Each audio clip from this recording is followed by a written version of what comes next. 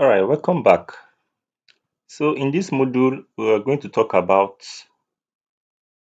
understanding font, the usage, and installing fonts on your Photoshop.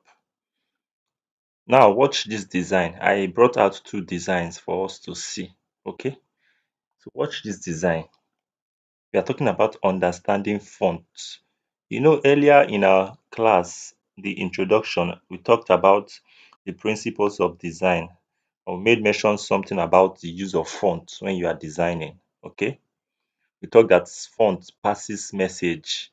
You don't just use fonts. Okay, and I use this flyer as a case study. So when you watch this font used in this flyer, you could see that the font suits the message we are trying to pass. Okay, joyful sound. I will not be too. I will not. This video will not be long. Okay, so look at this. Just imagine we used this font for present to write the joyful sound. How do you feel like it will look like? Okay, that's the use of font. You don't just use font. You can't use this font. It's got a script font. You can't use this kind of font to write your message, your focal point of this flyer, joyful sound. You can't. So the fonts you use in a design matters because it helps to pass the message. Okay, look at this font, Valor. You can see that the font, it has a feeling to the message we are trying to pass in this design. I don't know if this is clear. Okay, let me hide this and see. Okay, you can see this bold font, reach more customers and increase sales. I wouldn't write this thing now with a font that is thin or very small like this one now. I wouldn't write this thing with that kind of font. So the kind of font you use should be bold, most especially if you are trying to pass a message. Okay? So your focal point in a design, in almost all cases, your font use should be bold so that it can be visible, and not just bold, it should align with what you are designing. There are some fonts that looks feminine. There are some fonts that looks masculine. I don't When we start designing, you understand this the more. You don't just use fonts. This font now we use joyful sound. You can see it's kind of curved and sweet to use because of what we're writing is joyful sound. So this font goes well with what we are doing. Valor. You can see the font we used here. Okay.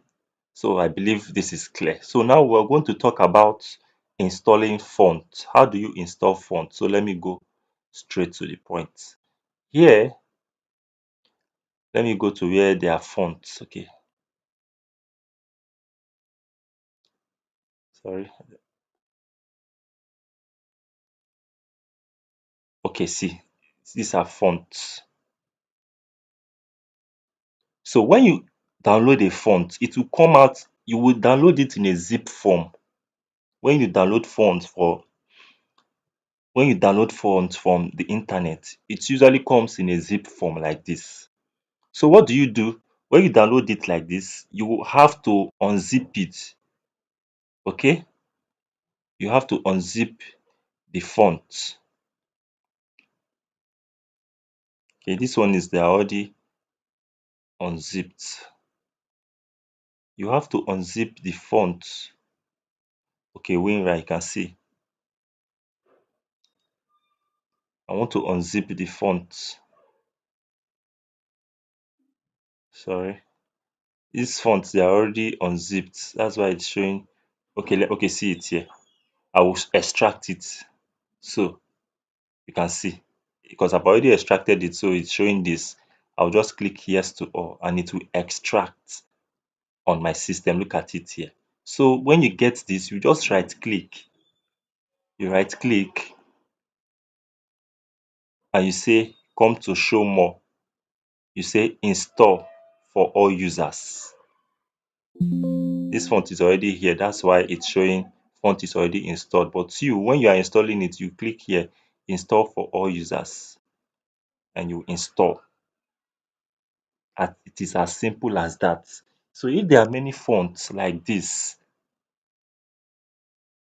if there are many fonts like this, you just click on Control A and you right click and you come here and you say install for all users, and it will start installing. It is as simple as this.